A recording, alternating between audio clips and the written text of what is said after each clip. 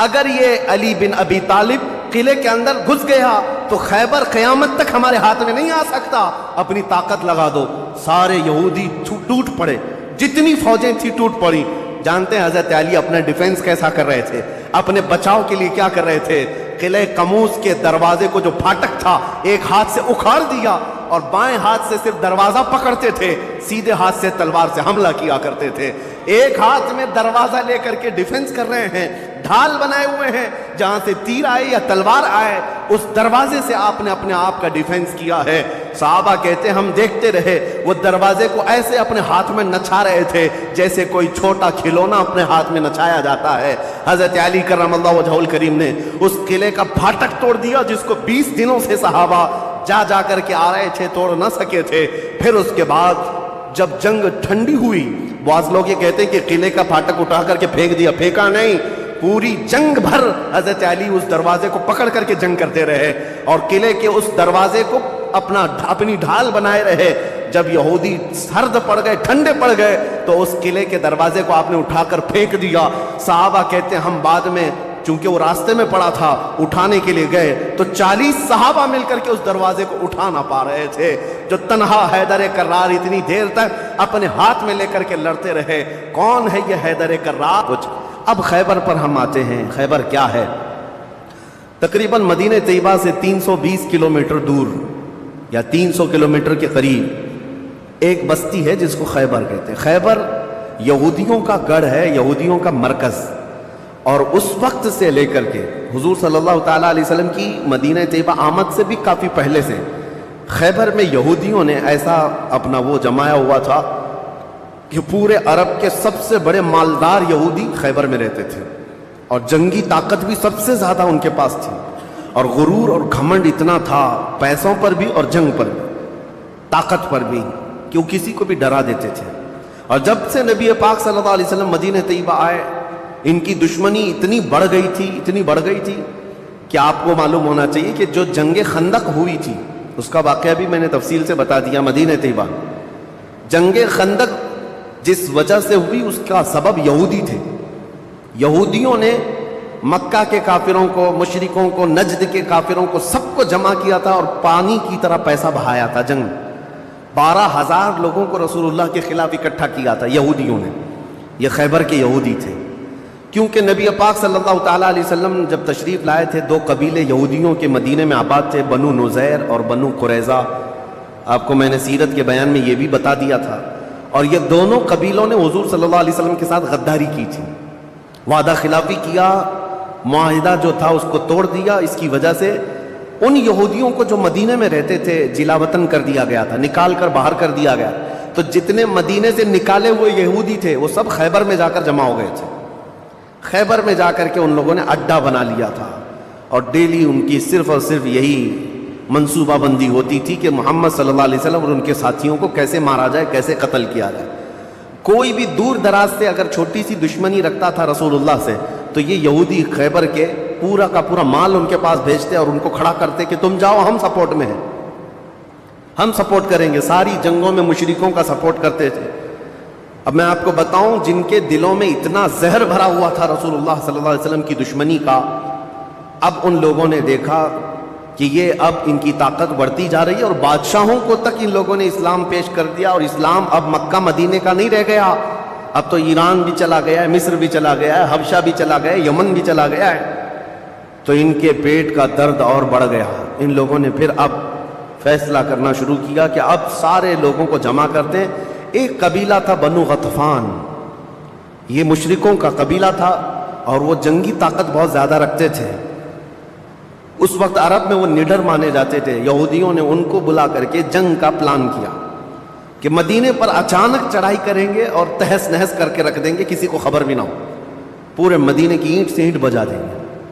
انہوں نے پلان کیا راتوں رات، لیکن مخبر صادق رسول اللہ صلی اللہ تعالیٰ علیہ وسلم کا حال یہ ہے، اور کوئی غیب کیا تم سے نہا ہو بھلا۔ نبی پاک صلی اللہ تعالیٰ علیہ وسلم کو خبر ہوئی کہ یہودیوں نے میٹنگ کی ہے اور راتوں رات مدینے پر چڑھائی کرنے والے ہیں۔ دوسرے دن حضور پاک صلی اللہ تعالیٰ علیہ وسلم نے صحابہ کو جمع کیا، تو جتنے صحابہ تھے سب جمع ہو گئے، تقریباً 1600 صحابہ تھے کتنے؟ 1600 صحابہ 1600 صحابہ مدینہ طیبہ سے نکل پڑے حضور کے ساتھ کہ ان یہودیوں کو خیبر سے نکلنے سے پہلے ان کا راستہ ہم روکیں گے کہ مدینے پر کوئی بھی چڑھائی نہ کر سکے۔ جب رسول اللہ صلی اللہ علیہ وسلم صحابہ کو لے کر چل پڑے، چال الٹی پڑ گئی۔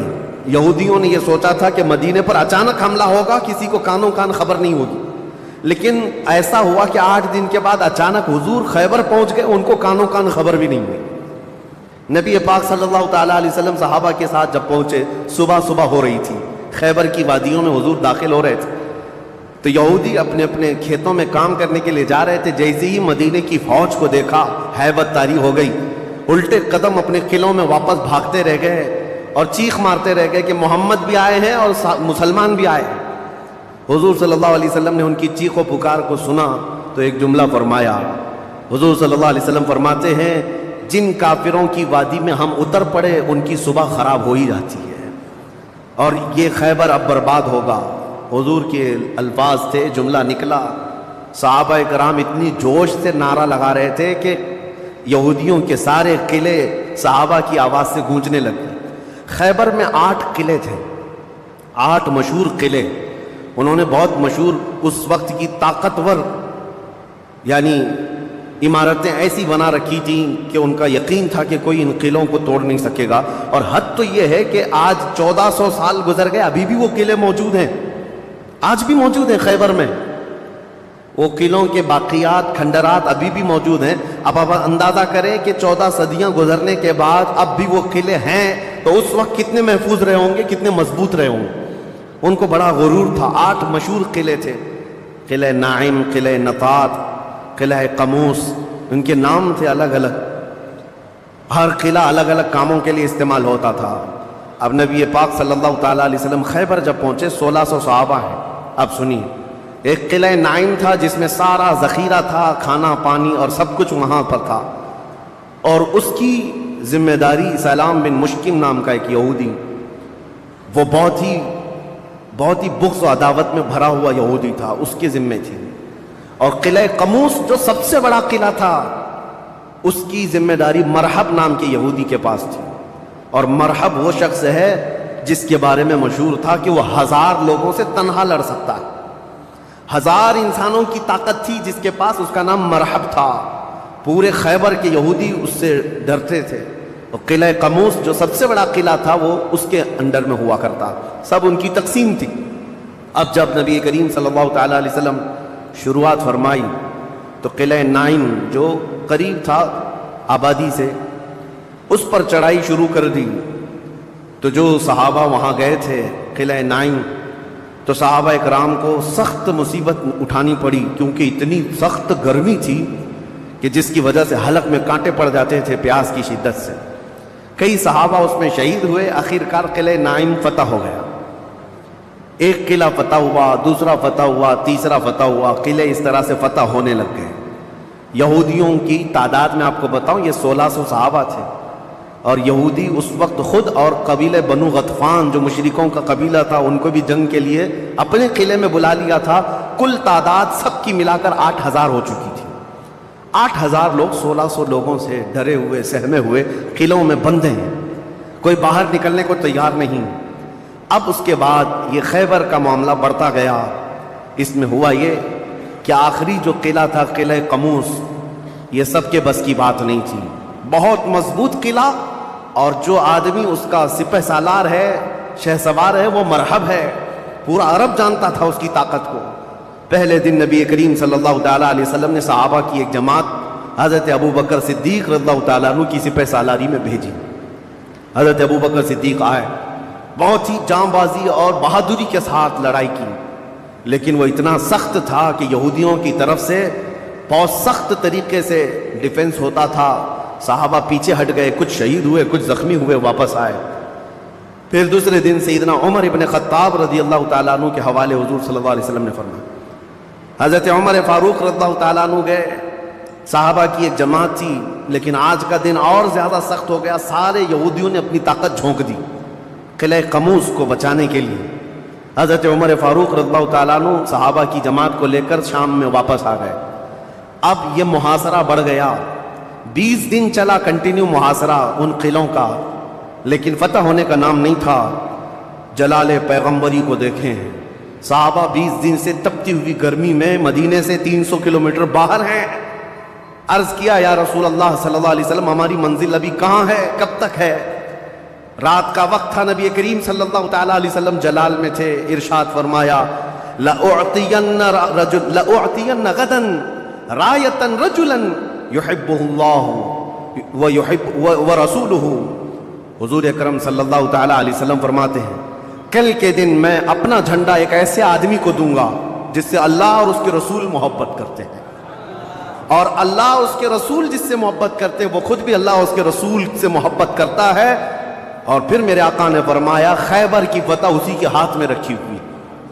सहाबा कहते हैं, पूरी रात बेचैनी और करवट लेते हुए हमने गुजारी। नबी पाक ने बशारत दी है तो अब तो होना ही है। हुजूर ने फरमा दिया है कि मैं कल अपना झंडा उस आदमी के हाथ में दूंगा जिसको अल्लाह उसके रसूल मोहब्बत करते हैं। साहबा कहते, हज़रत उमर फारूक रज़ियल्लाहु ताला अन्हु फरमाते, मेरी आंख तक ना लगी पूरी रात, और इस तमन्ना में कि सुबह होगी तो हुजूर सल्लल्लाहु अलैहि वसल्लम वो झंडा मुझे दे दें। कि उसमें 3 बशारतें थी। एक बशारत ये थी कि वो शख्स जिसको मैं झंडा दूंगा वो अल्लाह और रसूल से बहुत मोहब्बत करता है। दूसरी बशारत ये थी कि अल्लाह खुद उससे मोहब्बत करता है। तीसरी बशारत ये थी कि उसी के हाथ में खैबर की फतह रखी है। हज़रत उमर कहते हैं, पूरी रात पलक भी झपका नहीं, इसी आस में, इसी उम्मीद में पूरी रात गुजारी। पूरे सहाबा का यही हाल था। सुबह जब हुई, दौड़े दौड़े नबी करीम सल्लल्लाहु तआला अलैहि वसल्लम की जिलों में हाजिर हुए। अल्लाह के हबीब सल्लल्लाहु अलैहि वसल्लम के हाथ में परचम था, झंडा था, अब जंग के लिए रवाना करना था। नबी करीम सल्लल्लाहु अलैहि वसल्लम के सामने सहाबा की फौज है। सारे सहाबा गर्दनें ऊंची कर करके देख रहे हैं, लेकिन नबी पाक सल्लल्लाहु तआला अलैहि वसल्लम ने उस भरे मजमे में ऐलान फरमाया, अली कहाँ है, अली कहाँ है? उस मजमे में हजरत अली नहीं है। साहबा ने कहा, या रसूल अल्लाह, वो बुखार में है, बीमार हैं और आशूबे चश्म है, आंखें लाल हो चुकी हैं, आंखों से पानी आ रहा है। नबी करीम सल्लल्लाहु अलैहि वसल्लम ने फरमाया, लाओ, इसी हालत में बुला लाओ। साहबा गए, हजरत अली को बुला लाए। बुखार की हालत में है, आंखों में आशोब है, सुर्खी आ चुकी है। नबी करीम सल्लल्लाहु अलैहि वसल्लम ने करीब बुलाया, अपना लुआब पाक निकाल कर उनकी आंखों में लगाया। हजरत अली फरमाते हैं, मुझे ऐसा लगा कभी आंखों में कोई मर्ज आया ही नहीं था, बुखार भी नहीं था। नबी करीम सल्लल्लाहु तआला अलैहि वसल्लम ने अपने हाथ में मौजूद परचम हैदर कर्रार के हाथ में दिया, कहा, जाओ अली, तुम्हारे हाथ में अल्लाह ने फतह रखी है। मेरे अजीजों, एक बात मैं आपको बता दूं कि ये क्या मामला है। जब रसूल करीम सल्लल्लाहु तआला अलैहि वसल्लम को ये मालूम है कि हजरत अली के हाथ में ही ये जंग फतह होनी है, तो पहले दिन किसी और को क्यों भेजा, दूसरे दिन और साहबी को भेजा? ये 20 दिन का मुहासरा किस बात का था? ये सारे मामला किस लिए थे? एक बात याद रखें, फतह इस्लाम के हक में है और गालिब इस्लाम होकर रहेगा, लेकिन कुदरत का कानून ये है, जैसे मेराज में भी आपको मालूम है, नमाजें तो 5 ही होनी थी, लेकिन 9 मरतबा हुजूर सल्लल्लाहु अलैहि वसल्लम को आना जाना क्यों रखा गया? खुदा की कुदरत का कानून ये है कि पहले असबाब की तरफ देखो, बाद में असबाब का खालिक खुद तुम्हारे लिए रास्ते पैदा फरमाएगा। जंग तो फतह होनी ही है, लेकिन तुम्हें स्ट्रगल करना पड़ेगा, मैदान में मुश्किलें उठानी पड़ेंगी, बाद में फतह तो तुम्हारे हाथ में अल्लाह ने दी है। हजरत अली करमल्लाहु वजहुल करीम अपने हाथ में परचम लेकर के जब किले कमूस की तरफ बढ़ते हैं, जानते हैं वो तारीख का वो अजीम दिन है, मुहर्रम की गालिबन 9वीं तारीख है। मैंने शुरू में ही कहा कि ये एक तारीख का ऐसा हिस्सा है जिससे सारी बातें आगे की फुतूहात जुड़ी हुई हैं। क्यों, मैं आपको बताता हूँ। हजरत अली जिस अंदाज से जा रहे थे, उस वक्त लोगों के अंदर हैबत तारी थी, सहाबा आपके साथ थे। जैसे ही किले कमूस के पास गए, सीधे हजरत अली करमल्लाहु वजहुल करीम ने ललकार करके मरहब यहूदी को बुलाया कि बाहर आ जा अपने किले से और मुझसे मुकाबला कर। वो हाथी की तरह से डील डोल रखता था और खरामा खरामा सामने आया और ललकार करके कहने लगा, कद अलिमत खैबरु अन्नी मरहबुन शाकिस सिलाही मुजर्रबुन। तुम्हें मालूम है पूरा खैबर मुझे जानता है कि मैं मरहब हूं। शेर पढ़ रहा था, पूरा खैबर जानता है कि मैं मरहब हूं, सर से लेकर पैर तक हमेशा हथियार में रहता हूं और निहायत ही तजुर्बा कार आदमी कि जिसका वार कभी खाली नहीं जाता है। اس کے جواب میں مولا علی کرم اللہ وجہہ الکریم فرماتے ہیں انا الذی سمتنی امی حیدرا کلیت غابات کریہ المنظرا، تجھے پتہ ہے میری ماں نے ہی میرا نام حیدر رکھا ہے۔ حیدر کا مطلب ہوتا ہے شیر، میری ماں نے میرا نام حیدر رکھا ہے، کلیت غابات کریہ المنظرا، ہیبت ناک شیر جب بھوک کی وجہ سے کچھار میں دہاڑتا ہے اس کو حیدر کہا جاتا ہے۔ جب یہ رجزیہ اشعار کا تبادلہ ہو رہا تھا، وہ یہودی مرہب جو سر پر ٹوپی پہنتا تھا ویسی ٹوپی لوہے کی کسی کے پاس تھی نہیں، جسم پر جو لوہے کا خود لباس ہوتا تھا ویسا لباس کسی کے پاس نہیں تھا۔ مقابلے میں وہ آیا اور اس نے حضرت علی کرم اللہ وجہہ الکریم پر بہت تیز وار کی، لیکن وار خالی گیا۔ حضرت علی کرم اللہ وجہہ الکریم پر کوئی وار نہیں آیا۔ پلٹ کر جب حیدر کرار نے وار ماری تو اس کی خود کو ٹوپی کو کاٹتا ہوا یہاں تک کہ اس کے جبڑوں تک حضرت علی کی تلوار آ گئی، اس کے دانتوں کو تک کاٹتی ہوئی آ گئی۔ اس کے بعد دوسرا وار بھی نہیں پڑا تھا کہ مرہب زمین پر ڈھیر ہو کر تڑپنے لگ گیا۔ اتنا ہی نہیں ہے کہ یہ منظر دیکھ کر کے جتنے یہودی تھے سب کے سب ٹوٹ پڑے۔ کس پر؟ حیدر کرار پر۔ اکیلے بطل جلیل ہیں، جس طرف سے آتے تھے صحابہ کہتے ہیں حضرت علی کی تلوار اس دن جو چمک رہی تھی ہمارے جسموں میں ہیبت طاری تھی، کبھی ادھر چمکتی ہے کبھی ادھر چمکتی ہے۔ آپ کو پتا ہے ایک لقب آپ کا کرار ہے۔ کرار کا مطلب کیا ہوتا ہے؟ پلٹ پلٹ کر کے حملہ کرنے والا، اور ایسا حملہ کرنے والا کہ سامنے والے کو سنبھلنے کا موقع بھی نہیں دیتا۔ حضرت علی کی تلوار نے اتنے وار کیے کہ یہودیوں کی صفیں درہم برہم ہو گئیں۔ بعض تو لوگوں نے یہ سوچا کہ جان بچانے میں عافیت ہے، جب ہمارا سردار ڈھیر ہو کر تڑپ رہا ہے ہمیں اس سے مقابلے کی کیا تاب ہے۔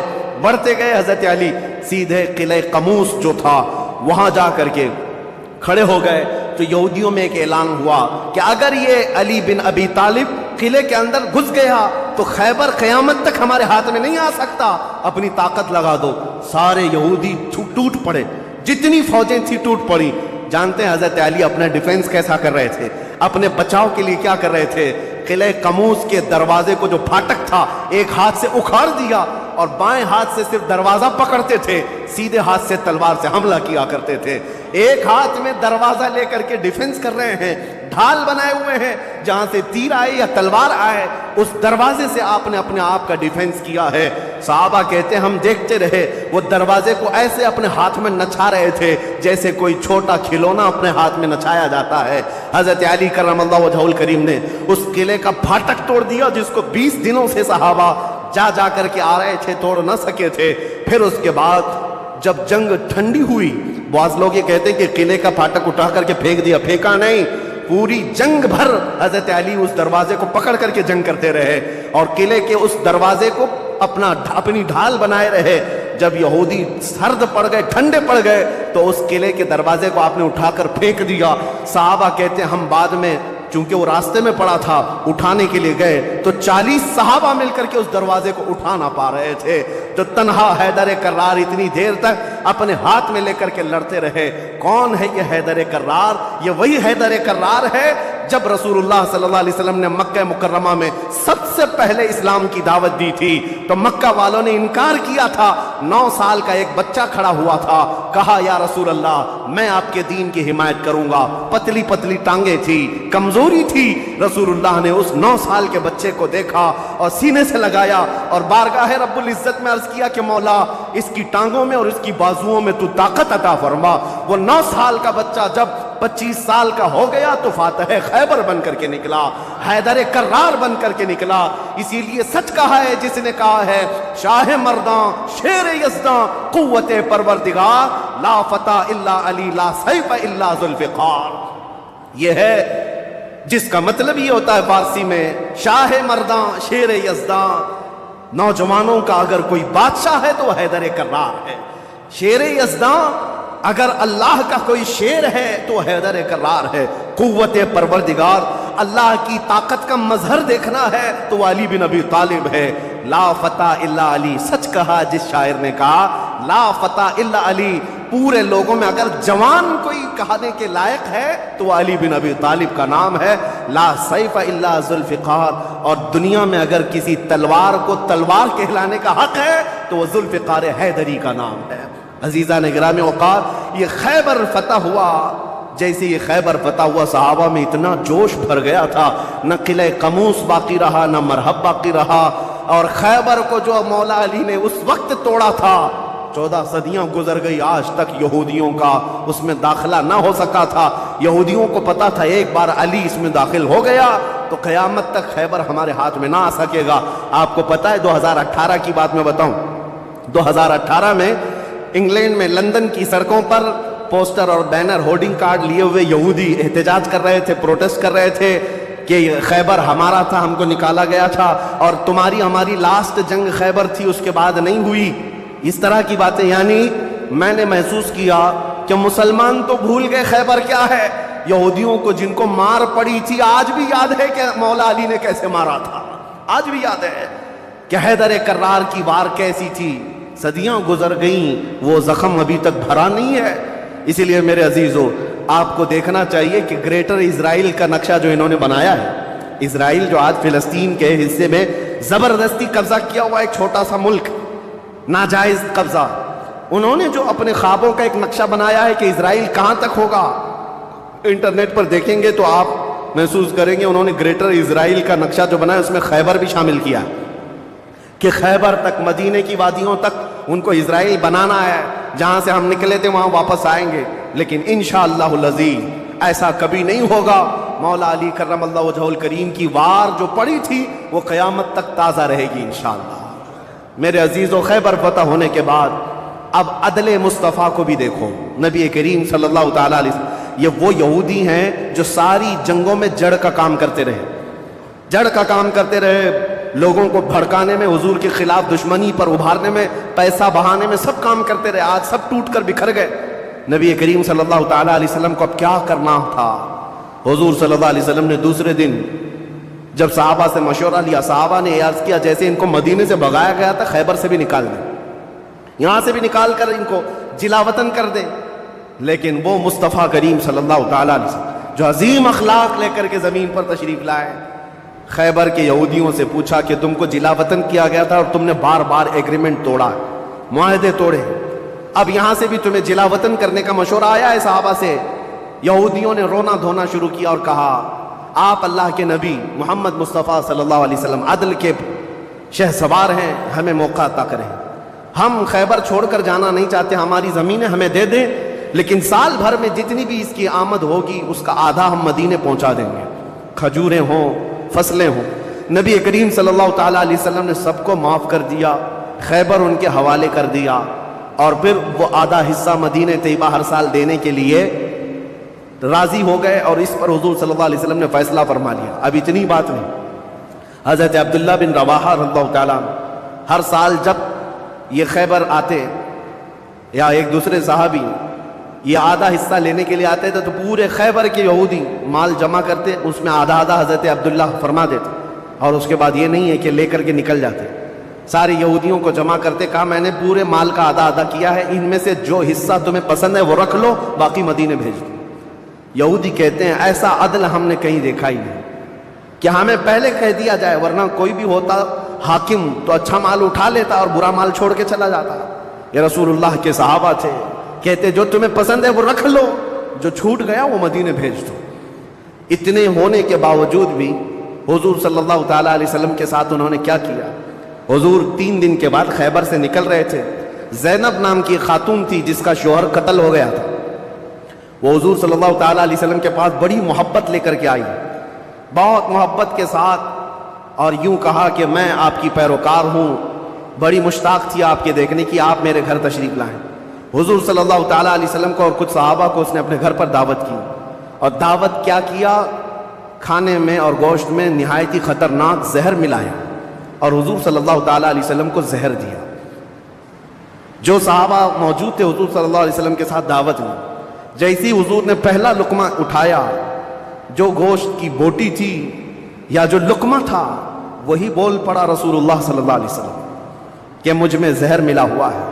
نبی کریم صلی اللہ تعالیٰ علیہ وسلم نے ابھی اپنی زبان پر لگایا ہی تھا، نکال کر پھینک دیا، لیکن دوسرے ایک صحابی حضور سے پہلے پیٹ بھر کر کھا چکے تھے اور وہ زہر کے اثر سے فوراً ہی شہید ہو گئے۔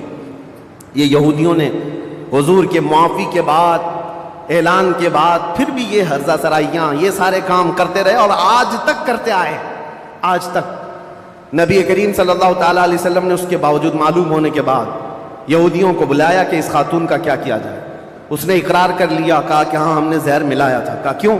کہا ہم یہ دیکھ رہے تھے اگر آپ اللہ کے سچے رسول ہیں تو آپ کو خبر ہو جائے گی, ورنہ ہم کو آپ سے نجات مل جائے گی, ہم بچ جائیں گے, آپ زہر سے ختم ہو جائیں گے. نبی کریم صلی اللہ تعالیٰ علیہ وسلم تو زہر کے اثر سے کچھ نہیں ہوا اور حضور بچے اس زہر سے, لیکن ان یہودیوں میں سے کوئی بھی اسلام کی طرف آیا بھی نہیں. نبی کریم صلی اللہ تعالیٰ علیہ وسلم نے اس خاتون سے بدلہ نہیں لیا, اسے معاف کر دیا. اپنی ذات کے لیے حضور نے کبھی بدلہ لیا ہی نہیں, اسے چھوڑ دیا اور پھر وہاں سے نکل پڑے. یہ زہر کا جو اثر تھا پوری زندگی بھر رسول کریم صلی اللہ تعالیٰ علیہ وسلم کے تالو پر, سر پر اثر لگا رہا, جلن ہوتی تھی, تھوڑا چکھا ہی تھا. اتنا خطرناک زہر یہ یہودیوں کے پاس ہوا کرتا کہ انہوں نے اپنے زہر سے کئی لوگوں کو مارا ہے. یہ یہودی ایسی قوم ہے جس پر اللہ تعالیٰ نے قرآن میں لعنت فرمائی. یوں ہی نہیں, بعض لوگوں کو لگتا ہے کہ بار بار اس ٹاپک پر کیوں ہیں.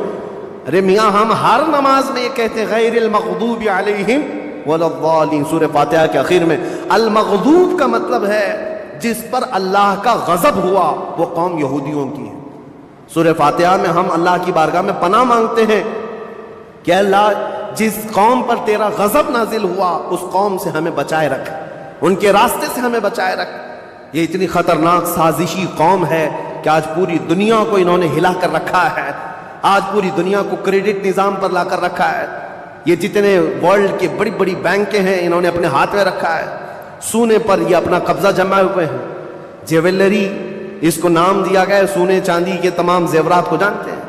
اس کے ایک محقق نے کہا تھا جیوز, یہودی جیو کہلاتے ہیں, اور جیو سے انہوں نے جیولری کر دیا ہے کہ سونے چاندی کا حق صرف اور صرف جیوز کے پاس ہے, یعنی یہودیوں کے پاس. دوسرے کوئی اس کا حق نہیں رکھتے. اور یہ مال سونا چاندی ہی ہے جو پوری دنیا کی کرنسی کو اوپر نیچے کرتا ہے. یہ سارا نظام انہوں نے بنا رکھا ہے. دنیا کو قرضے دے دے کر کے ورلڈ بینک سے اپنا مقروض بنائے رکھا ہے. دنیا کو جنگوں کے ہتھیار خوب بیچتے ہیں. یہ سارے ہتھیار بناتے ہیں اور پورا بیچتے ہیں, اس کا کاروبار بھی کرتے ہیں. دنیا کی بڑی بڑی دوائیوں کی کمپنیاں بلکہ بایو ویپن کے طور پر استعمال کرتے ہیں. ڈرگ مافیا ہے, سب یہودیوں کے کنٹرول میں آج. اسی لیے میں آپ سے کہتا ہوں یہ اتنی شریر قوم ہے کہ اس سے ہمیشہ پناہ مانگتے رہو اللہ کی بارگاہ میں. اور اخیر میں آپ کو بتا دوں, جب قیامت کے قریب حضرت عیسیٰ علیہ السلام آئیں گے اور وہ اس وقت دجال کو قتل کر رہے ہوں گے, اور دجال کی فوج میں 60,000 یہودی ہوں گے. 60,000 یہودی اس کے ساتھ جنگ لڑ رہے ہوں گے, ایمان والوں کے ساتھ اس کی حمایت میں, اور حضرت عیسیٰ علیہ السلام کے ہاتھ سے قتل ہوں گے. تو حدیث پاک میں ہے کہ جہاں حضرت عیسیٰ علیہ السلام جائیں گے یا مسلمان جو عیسیٰ علیہ السلام کے ساتھ ہوں گے, ان مسلمانوں کو جو پتھر ہیں جگہ جگہ کے, وہ پتھر پکار کر کہیں گے یا مسلم ورائی یہودین اقتلہ, اے مسلمان میرے پیچھے ایک یہودی چھپا ہوا ہے, آجا اسے قتل کر دے. پتھر تک بولے گا کہ یہودیاں چھپا ہوا ہے. اس سے آپ اندازہ کریں یہ ایسی شریر قوم ہے جس سے پتھر بھی پناہ